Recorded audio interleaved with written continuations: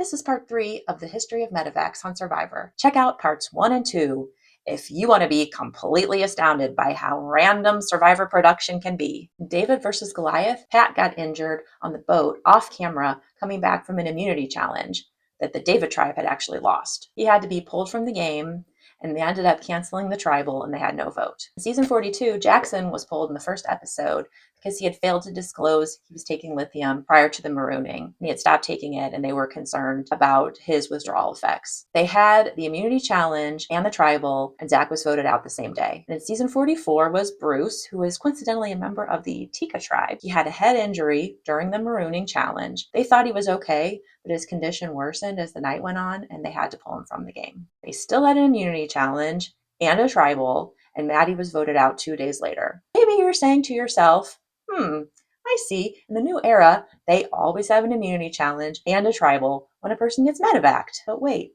there's more. In season 46, we had Randon. He was having numbness and tingling, and they were concerned that he might have a bulging disc.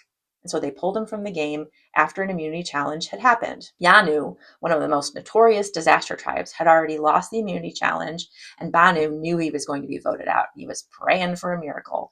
And that miracle happened in the form of Randon's possible bulging disc. They canceled tribal council and had no vote. Finally, season 49, we had Jake's snake bite, and we got to see behind the curtain. We got to see the medical quarters for the first time. Jake was pulled out of the game, and Kelly found out at the immunity challenge that he had been removed. They had a tribal council where Jeremiah was the casualty of the vote. Coincidentally, this was the first time in 49 seasons where a tribe found out their teammate had been medevaced at the challenge, and then they had to run the challenge. That's intense, folks. In the words of the one and only Ben Katzman, that definitely did not rock.